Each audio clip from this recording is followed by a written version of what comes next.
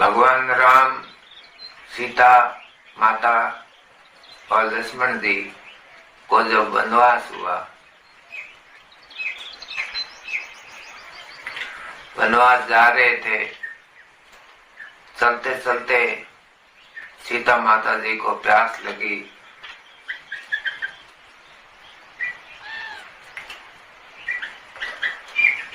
सीता जी ने कहा कि मुझे प्यास लगी है। तो लक्ष्मण जी ने इधर उधर बहुत तलाश की कि कोई कुआं, बावड़ी, लेकिन कहीं कोई नजर नहीं आया। प्यास ज्यादा बढ़ने लगी तो आखिर राम जी ने जंगलराज से प्रार्थना करी। जंगल में थे, वनवास में थे, वन में थे, सुनसान जगह पर। तो उस वनवास को प्रार्थना की कि जंगलराज, यहाँ कहीं भी कोई पानी का कोई साधन हो तो कृपया करके हमको रास्ता दिखाए।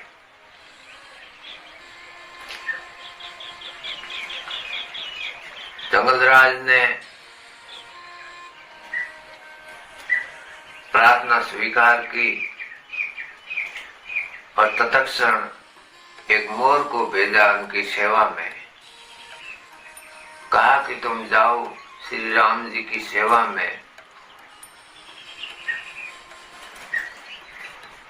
जो जगत की प्यास बुझाते हैं, उनको आज हमारी आवश्यकता सेवा करने का अवसर मिला है।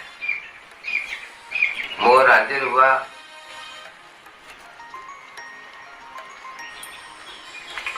मोर ने कहा कि प्रभु, आप मेरे साथ चलें।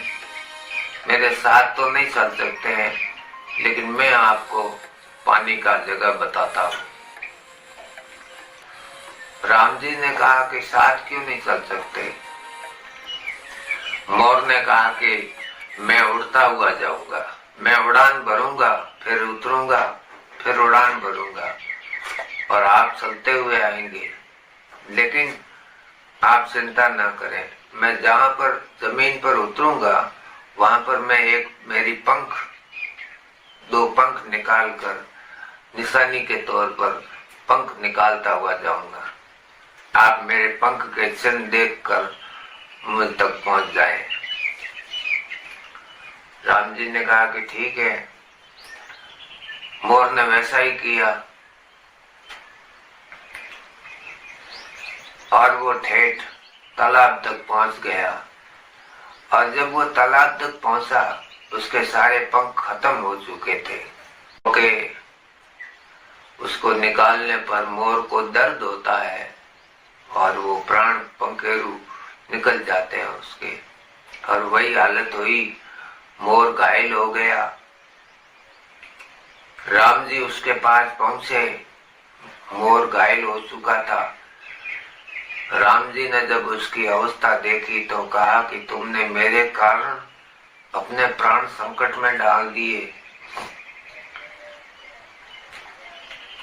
मोर ने कहा कि अगर मैं नहीं डालता तो आपको प्यास लगी थी, सीता जी को, लेकिन आप, ये तालाब है, यहाँ पर पानी भर दे। राम जी ने कहा कि तूने जो मुझ पर ये उपकार किया है, ये मेरे ऊपर एक कर्ज हो गया है। अब इस कर्ज को मुझे उतारना जरूरी, लेकिन मैं अगले जन्म में द्वापर में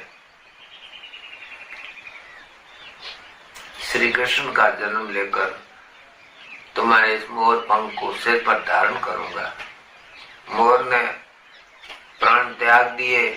भगवान ने पानी से दीवड़ी भरी और पानी पिलाया सीता जी को, लक्ष्मण जी को। वर्ष बीत गए। वो त्रेता युग था और द्वापर युग में श्री कृष्ण भगवान, फिर से नारायण ने श्री कृष्ण भगवान के रूप में जन्म लिया, अवतार लिया।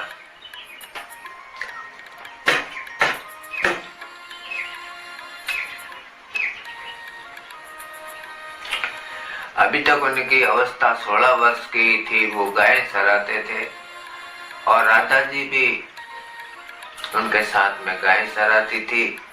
कृष्ण भगवान बंसी अस्सी बजाते थे और राधा जी, उनका कोई जोड़ा था कि वो नाचती थी, अच्छा नाचती थी राधा।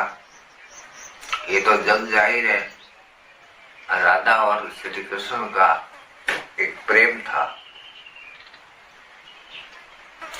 तो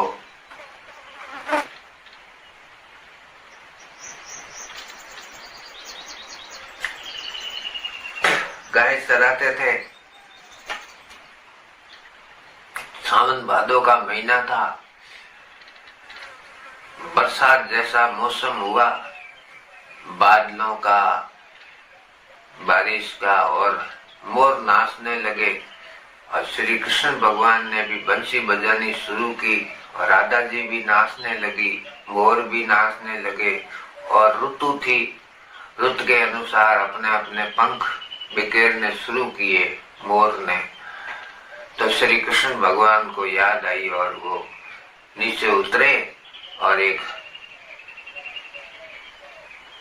गोल वाली वो पंख उठाई और अपने मुकुट पर धारण कर ली। उनको वो बात याद आ गई उसी क्षण कि ये सब इस कारण हुआ है, संजोग।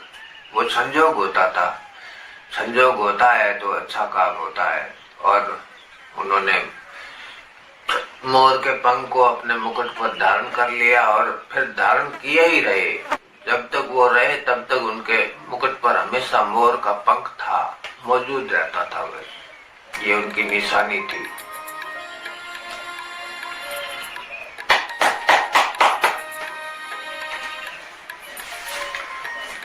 श्री कृष्ण भगवान अपने मुकुट पर मोर का पंख क्यों धारण करते थे?